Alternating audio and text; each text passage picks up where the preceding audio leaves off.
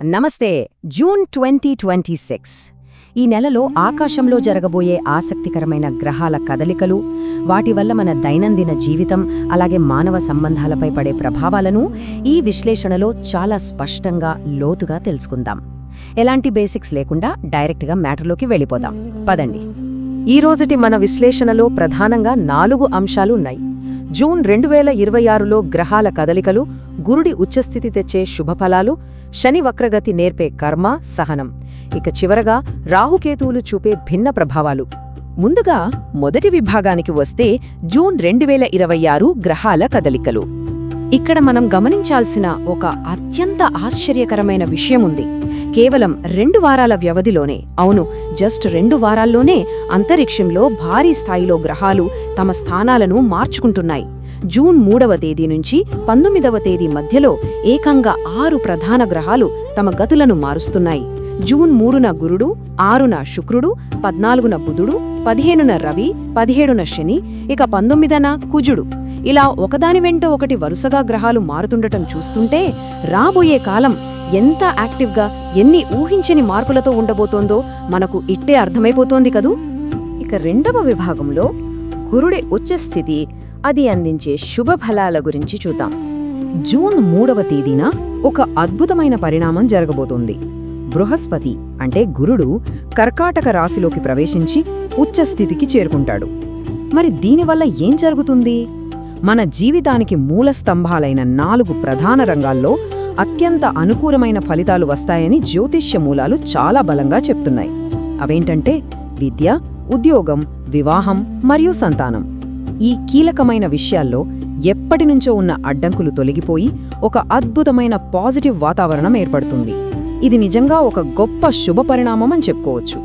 ఇంకో ముఖ్యమైన విషయం, కేవలం భౌతికమైన ప్రయోజనాలే కాదు సుమా, ఆధ్యాత్మిక ఆసక్తి కూడా విపరీతంగా పెరుగుతోంది. ముఖ్యంగా మూల గ్రంథాలు ఒక పాయింట్ను చాలా గట్టిగా నొక్కి చెబుతున్నాయి. అదేంటంటే పెద్దల ఆశీర్వాదం లభిస్తుంది అని.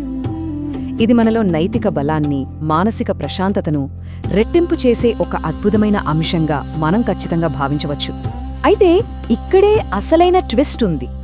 గురుడు ఒకవైపు మనల్ని ఇంత వేగంగా ముందుకు తీసుకెళ్తున్నాడు కదా, కానీ కరెక్ట్గా నెల మధ్యలో అకస్మాత్తుగా ఒక విభిన్నమైన శక్తి పుట్టుకొస్తోంది. ఎప్పుడో పాతబడిపోయినా, మనం పూర్తిగా మరిచిపోయిన పనులు ఉన్నట్లుండి మళ్లీ ఎందుకు తెరపైకొస్తాయి? రాబోయే ఆ మార్పేంటి? దానికే సమాధానమే ఈ 3వ విభాగం, శని వక్రగతి, కర్మ మరియు సహనం. అసలు పాత పనులు ఎందుకు తెరపైకి వస్తాయి అంటే, అది అంతరిక్షంలోనే అత్యంత కఠినమైన ఉపాధ్యాయుడు మనకు ఇచ్చే టాస్క్. జూన్ 17వ తేదీన మీనరాశిలో శని వక్రగతి ప్రారంభమవుతుంది. ఇక్కడ మనం అర్థం చేసుకోవాల్సిన ఒక అద్భుతమైన కాంట్రాస్ట్ ఉంది. ఒకవైపేమో గురుడి సానుకూల ప్రభావంతో ధన ప్రవాహం చాలా మెరుగవుతుంది. కానీ సరిగ్గా అదే సమయంలో శని వక్రగతి కారణంగా పనుల్లో విపరీతమైన ఆలస్యాలు పెరుగుతాయి. ఈ 2 విభిన్న శక్తుల మధ్య జరిగే ఘర్షణను మనం బ్యాలెన్స్ చేసుకోవడం ఈ టైంలో చాలా చాలా అవసరం. మరి ఈ వక్రగతి కాలాన్ని ఎలా డీల్ చేయాలి? జ్యోతిష్య అంచనాలు ఒక క్లియర్ పిక్చర్ ఇస్తున్నాయి. ఈ సమయంలో మన కర్మ ఫలితాలు అత్యంత స్పష్టంగా మన కళ్ళెదుటే కనిపిస్తాయి. అంటే గతంలో ఎప్పుడో మధ్యలో వదిలేసిన లేదా అసంపూర్తిగా మిగిలిపోయిన పనులుంటాయి కదా, అవి మళ్లీ మన ముందుకు వచ్చి వాలిపోతాయి. అందుకే ఇలాంటి పరిస్థితులు ఎదురైనప్పుడు అస్సలు కంగారు పడకుండా వ్యవహరించాలి. ఎందుకంటే ఇప్పుడు మనకు కావాల్సింది అపారమైన సహనం. అసలు మన ఓపికకు ఇది పెద్ద పరీక్ష అని చెప్పుకోవాలి. ఇక చివరిగా 4వ విభాగానికి వెళదాం.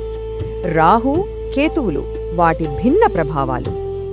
ఈ నెలకు ఒక డిఫరెంట్ ఎనర్జీని తీసుకొచ్చే ఛాయాగ్రహాలు ఈ రాహుకేతువులు. ఇవెప్పుడూ ఒకదానికొకటి పూర్తి వ్యతిరేక దిశల్లో పనిచేస్తూ ఆసక్తికరమైన ఫలితాలనిస్తూ ఉంటాయి. కుంభరాశిలో ఉన్న రాహువును ఒకసారి గమనిస్తే ఇతను మోడర్న్ ప్రపంచంలోని లాభాలను సూచిస్తున్నాడు. ముఖ్యంగా టెక్నాలజీ, సోషల్ మీడియా, అలాగే విదేశీ వ్యాపారాలకు సంబంధించిన విషయాల్లో విశేషమైన లాభాలు రాబోతున్నాయని ఇది స్పష్టం చేస్తోంది. అంతేనా అంటే కాదు. జీవితంలో ఎవ్వరూ ఊహించని, అసలు ఎక్స్పెక్ట్ చేయని మార్పులు జరగడం, అలాగే భవిష్యత్తుకు బాగా ఉపయోగపడే కొత్త కొత్త పరిచయాలు ఏర్పడే అవకాశాలు పుష్కలంగా ఉన్నాయని ఈ విశ్లేషణ వివరిస్తోంది. ఇక దీనికి పూర్తి భిన్నంగా చూసుకుంటే సింహరాశిలో ఉన్న కేతువు ట్రెండ్ వేరు. ఈయనగారు బయటి ప్రపంచం కంటే మన అంతర్గత విషయాలపై, మనసుపై ఎక్కువ దృష్టి పెడతాడు. కేతువు మనలోని అహంకారాన్ని, ఈగోను పూర్తిగా తగ్గించే పరిస్థితులను సృష్టిస్తాడు. అలాగే మన చుట్టూ ఉన్న పాత సంబంధాలను మళ్లీ ఒకసారి లోతుగా రివ్యూ చేసుకోవడానికి, ఆధ్యాత్మిక చింతనను మరింతగా పెంచుకోవడానికి ఇదొక చాలా బలమైన అవకాశంగా మారుతుంది. ఇక ఈ విశ్లేషణను ముగించే ముందు మనం ఒక లోతైన ప్రశ్నను మనలో మనం వేసుకుందాం. ఈ సంక్లిష్టమైన గ్రహాల కదలికలు కేవలం మన భవిష్యత్తును ముందుగానే డిసైడ్ చేస్తాయా, లేక ఈ జీవన ప్రయాణంలో మనం నేర్చుకోవాల్సిన లేదా సరిదిద్దుకోవాల్సిన కర్మపాఠాలను మాత్రమే సూచిస్తాయా?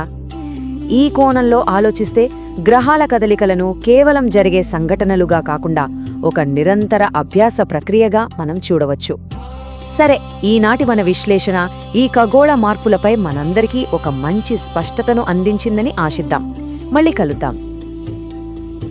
నమస్కారం. మకర రాశి జూన్ 2026 రాశి ఫలాల విశ్లేషణకు స్వాగతం. ఈ నెల నిజంగా ఒక పెద్ద టర్నింగ్ పాయింట్ అని చెప్పాలి. ఇన్నాళ్ల కష్టాలకు ఒక మంచి రివార్డ్ దక్కే సమయం వచ్చేసిందని ఈ సోర్సెస్ అన్నీ కూడా చాలా క్లియర్గా చెప్తున్నాయి. మరి ఆలస్యం ఎందుకు? అసలేం జరగబోతోందో డైరెక్ట్గా చూసేద్దాం. ఇక్కడ కనిపిస్తున్న ఈ మాట ఎక్కడో విన్నట్టుగా మన మనసులో మాటలాగే అనిపిస్తోంది కదూ.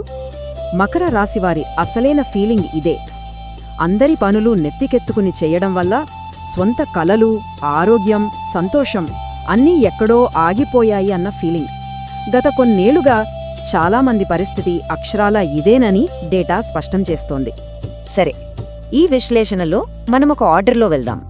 ముందుగా గ్రహాల మార్పు, కెరియర్ అండ్ బిజినెస్, ఆ తర్వాత ఆర్థిక విషయాలు, ఆస్తులు, ఫ్యామిలీ, లవ్ లైఫ్, అలాగే ఆరోగ్యం, ఎడ్యుకేషన్, ప్రయాణాలు, ఫైనల్గా పాటించాల్సిన రెమెడీస్ అండ్ ఒక చిన్న వార్నింగ్.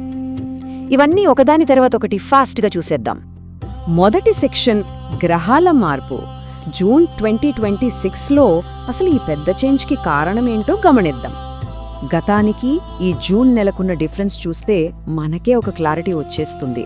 మొన్నటి వరకు ప్రమోషన్లు లేవు, ఎంత కష్టపడ్డా గుర్తింపు లేదు. కానీ ఇప్పుడు జూన్లో సడన్గా ధైర్యం పెరగటం, గురుగ్రహం బ్లెస్సింగ్స్ ఇవ్వటం స్పష్టంగా కనిపిస్తోంది. అంటే ఇతరుల కోసం బతికింది చాలు, ఇక సొంత లైఫ్ని సెట్ చేసుకోవాల్సిన టైం వచ్చేసిందని ఈ సోర్సెస్ బలంగా చెప్తున్నాయి. ఇంతటి మార్పుకు అసలు రీజన్ ఇక్కడున్న ఈ గ్రహాల పొజిషన్సే. 7వ ఇంట్లో గురుడు, 3వ ఇంట్లో శని, అలాగే 2వ ఇంట్లో రాహు. ఈ కాంబినేషన్ మామూలుగా లేదు. ఈ ప్లేస్మెంట్స్ వల్ల మ్యారేజ్, సంపద, కెరీర్ పరంగా ఈ నెలలో ఒక అద్భుతమైన మార్పును ఎక్స్పెక్ట్ చేయొచ్చు. ఇక రెండో సెక్షన్కి వెళ్దాం. కెరీర్ మరియు వ్యాపార ఫలితాలు ఈ నెలలో ఎలా ఉండబోతున్నాయో చూద్దాం. శని 3వ ఇంట్లో ఉండటం వల్ల ప్రొఫెషనల్స్కి డెసిషన్స్ తీసుకోవటంలో మంచి డేరింగ్ వస్తుంది. ఇక్కడ వివిధ రంగాల్ని గమనిస్తే గవర్నమెంట్ సెక్టార్లో ఇన్నాళ్లు పెండింగ్లో ఉన్న ఫైల్స్ ఎట్టకేలకు కదులుతాయి. ప్రైవేట్ సెక్టార్లో కొత్త టీమ్ లీడ్ రోల్స్ రావచ్చు.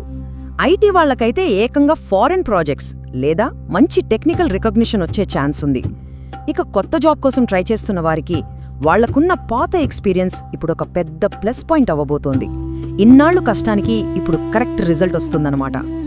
ఇక బిజినెస్ విషయానికొస్తే ఈ నెలలో పార్ట్నర్షిప్స్ చాలా కీ రోల్ ప్లే చేస్తాయి. అందులోనూ construction, agriculture related business, real estate, consulting and finance ఈ రంగాలు మాత్రం మంచి ప్రాఫిట్స్ను చూస్తాయని ఈ విశ్లేషణ ద్వారా మనకు స్పష్టంగా అర్థమవుతుంది. అయితే ఇక్కడొక చిన్న అలర్ట్. కేవలం మాటలు నమ్మి బిజినెస్ ముందుకు తీసుకెళ్లకూడదు. అన్ని పేపర్ మీద అంటే రిటన్ అగ్రిమెంట్స్ ఉంటేనే నమ్మాలి. ఎందుకంటే నమ్మకం వమ్ము చేసేవాళ్లు, పారదర్శకత లేని పార్ట్నర్స్, కస్టమర్లను మ్యాన్యుపులేట్ చేసే కాంపిటీటర్స్తో కొంచెం కేర్ఫుల్గా ఉండాలని ఈ సోర్సెస్ గట్టిగా వార్న్ చేస్తున్నాయి. నెక్స్ట్ 3వ భాగం ఆర్థిక వ్యవహారాలు, ఆస్తుల సంగతి ఏమిటో ఇప్పుడు చూసేద్దాం. ఇక్కడ అందరికీ వచ్చే ఒక కామన్ డౌట్ ఏంటంటే అసలు డబ్బు ఎక్కడ నుంచి వస్తుంది, ఆ సోర్సెస్ ఏంటి? Right, let's break it down. రాహువు 2వ ఇంట్లో ఉండటం వల్ల ఒక mixed but positive financial flow ఉంటుంది. ఇక్కడ చూసినట్లుగా శాలరీ హైక్ రావటం, బిజినెస్లో లాభాలు, పార్ట్నర్షిప్ నుంచి ఇన్కమ్ అండ్ మోస్ట్ ఇంపార్టెంట్లీ ఎప్పుడో రావు అనుకుని వదిలేసుకున్న పాత బాకీలు కూడా వసూలవుతాయి. సో మనీ ఫ్లో అనేది ఇలా 4 వైపుల నుంచి ఉండబోతోందని స్పష్టంగా తెలుస్తోంది. మనీ వస్తోంది కదా అని ఎక్కడ పడితే అక్కడ ఖర్చు చేయకూడదు కదా. ముఖ్యంగా నోరు జారడం వల్ల వచ్చే ఆర్థిక వివాదాల గురించి జాగ్రత్త పడాలి. ఫ్యామిలీలో డబ్బు విషయాలు మాట్లాడేటప్పుడు చాలా కూల్గా ఉండాలి. అన్నిటికంటే ముఖ్యంగా రాత్రికి రాత్రే కోటీశ్వరులైపోవచ్చు అనే స్కీమ్స్ ఉంటాయి చూశారు, వాటికి ఎంత దూరంగా ఉంటే అంత మంచిదే. ఆస్తుల విషయానికొస్తే ఇదొక ఎక్సలెంట్ టైం. కొత్త ఇల్లు గాని ల్యాండ్ గాని కొనడానికి భలే అనుకూలంగా ఉంది. కొత్తగా కన్స్ట్రక్షన్ స్టార్ట్ చేయాలన్నా, ఇన్నాళ్ళు ఆగిపోయిన పనులు మళ్ళీ కదలాలన్నా ఇది పర్ఫెక్ట్ మంత్. కానీ ఒక చిన్న పాయింట్, ఫ్యామిలీ ఆస్తుల చర్చల విషయంలో మాత్రం చాలా చాలా ఓపిక అవసరం. సరే, ఇప్పుడు 4వ సెక్షన్కి వద్దాం. ఫ్యామిలీ, లవ్ అండ్ మ్యారేజ్ వ్యవహారాలు ఈ నెలలో ఏ విధంగా ఉండబోతున్నాయో తెలుసుకుందాం. ఇక్కడ గురుగ్రహం 7th ఇంట్లో ఉండటం ఒక గేమ్ చేంజర్ అని చెప్పాలి. పెద్దల బ్లెస్సింగ్స్తో ఫ్యామిలీలో ఐక్యత పెరుగుతుంది. లవ్ రిలేషన్స్కి ఫ్యామిలీ యాక్సెప్టెన్స్ లభిస్తుంది. పెళ్లి కోసం చూసేవాళ్లకి ఎంగేజ్మెంట్ అయ్యే ఛాన్సెస్ చాలా ఎక్కువ. ఇన్నాళ్ళు డిలే అవుతూ వస్తున్న పెళ్లిళ్ళు ఫైనల్గా ముందు కదులుతాయి. అయితే ఇక్కడ గుర్తుపెట్టుకోవాల్సిన విషయం ఏంటంటే, పాస్ట్ కాలుకు డిసప్పాయింట్మెంట్స్ ఏవైనా ఉంటే వాటిని కొత్త రిలేషన్స్ మీద అస్సలు రుద్దకూడదు. ఇందులో మహిళల గురించి ఒక స్పెషల్ మెన్షన్ ఉంది. ఇన్నాళ్ళు ఫ్యామిలీలో డెసిషన్స్ తీసుకునేప్పుడు ఎవ్వరూ పట్టించుకోని గృహిణులకు ఇప్పుడు మంచి వాయిస్ దొరుకుతోంది. వర్కింగ్ ఉమెన్కి ప్రమోషన్స్ అండ్ రికగ్నిషన్ పక్కా. ఇక పెళ్లి కాని వారు లేదా ప్రెగ్నెన్సీతో ఉన్న వాళ్లకు ఈ మంత్ హెల్త్ పరంగా, అదృష్టపరంగా చాలా అద్భుతమైన రిజల్ట్స్ ఉంటాయని డేటా చూపిస్తోంది. ఇక 5వ భాగం, ఆరోగ్యం, ఎడ్యుకేషన్ అలాగే ప్రయాణాలు. ఈ 3 ఎలా బ్యాలెన్స్ అవుతున్నాయో చూద్దాం. పనిలో ఎంత బిజీగా ఉన్నా హెల్త్ని నెగ్లెక్ట్ చేయకూడదు కదా. ఈ నెలలో మేజర్ ఇష్యూస్ ఏమీ లేకపోయినా చిన్నపాటి మోకాళ్ల నొప్పులు, బ్యాక్ పెయిన్, కొంచెం టయర్డ్గా అనిపించటం లేదా నిద్ర పట్టకపోవడం లాంటివి రావచ్చు. విటమిన్ లోపాలు కూడా ఉండొచ్చు. దీనికి బెస్ట్ రెమెడీ ఏంటంటే డైలీ వాకింగ్ అండ్ యోగా చేయడం. ఇవి ఎంత సింపుల్లో వీటి రిజల్ట్ అంత పవర్ఫుల్గా ఉంటుంది. ప్రయాణాల గురించి మాట్లాడుకుంటే ఏదైనా పని మీద, పెళ్లి సంబంధాల గురించి లేదా ప్రాపర్టీ చూడటానికి, ఈవెన్ తీర్థయాత్రలకు వెళ్ళినా సరే south and south west directions చాలా లక్కీ అని సోర్సెస్ చెప్తున్నాయి. కాబట్టి టూర్స్ ప్లాన్ చేసుకునేటప్పుడు ఇది మైండ్లో ఉంచుకోవాలి. స్టూడెంట్ సంగతి చూస్తే accounts, commerce, civil services, banking exams and management courses చేసే వాళ్ళకి ఇది సూపర్ టైం. అయితే ఇక్కడ సక్సెస్కి ఒకటే సీక్రెట్, కంటిన్యూస్ ప్రాక్టీస్. ఎంత ప్రాక్టీస్ చేస్తే అంత త్వరగా సక్సెస్ని అందుకోవచ్చు. ఇక ఫైనల్ సెక్షన్కి వచ్చేసాం, పరిహారాలు అండ్ ఒక ఇంపార్టెంట్ వార్నింగ్. ఇక్కడే అసలైన సక్సెస్ దాగి ఉంది. ఈ సక్సెస్ని పర్మనెంట్ చేసుకోవాలంటే ప్రతి శనివారం ఒక చిన్న రొటీన్ ఫాలో అవ్వాలి. మానసిక బలం కోసం శనీశ్వర స్వామి లేదా శ్రీ వెంకటేశ్వర స్వామిని ఆరాధించడం చాలా ముఖ్యం. వీలైతే పేదలకు నల్ల నువ్వులు, నల్ల బట్టలు, ఇనుప పాత్రలు లేదా అన్నదానం చేయాలి. అలాగే గుడిలో శనిదేవునికి 9 లేదా 11 ప్రదక్షిణలు లేదంటే నవగ్రహాల చుట్టూ 9 ప్రదక్షిణలు చేయడం వల్ల ఉన్న అడ్డంకులన్నీ మాయమైపోతాయి. ఇది చాలా స్ట్రాంగ్ రెమెడీ. ఫైనల్గా ఆలోచింపజేసే ఒక కోట్తో ఈ విశ్లేషణను ముగిద్దాం. ఇక్కడ చూస్తున్నారు కదా, అతిపెద్ద శత్రువు మన బయట లేడు, అన్నీ నేనే చెయ్యాలి అనే ఫీలింగ్లోనే ఉన్నాడు. సహాయం కోరడం ఏమాత్రం వీక్నెస్ కాదు. ఎగ్జాక్ట్లీ, ఇన్నాళ్ళు అంతా మనమే మోసాము. ఇక చాలు, హెల్ప్ అడగండి, బాధ్యతల్ని షేర్ చేసుకోండి. ఇన్నాళ్ల కష్టం ఇప్పుడు ఒక పర్మనెంట్ సక్సెస్గా మారుతోంది. సో ఈ కొత్త ఫేజ్ని ఎంజాయ్ చేయడానికి మనమంతా రెడీనా? ఈ విశ్లేషణ ఫాలో అయినందుకు అందరికీ ధన్యవాదాలు.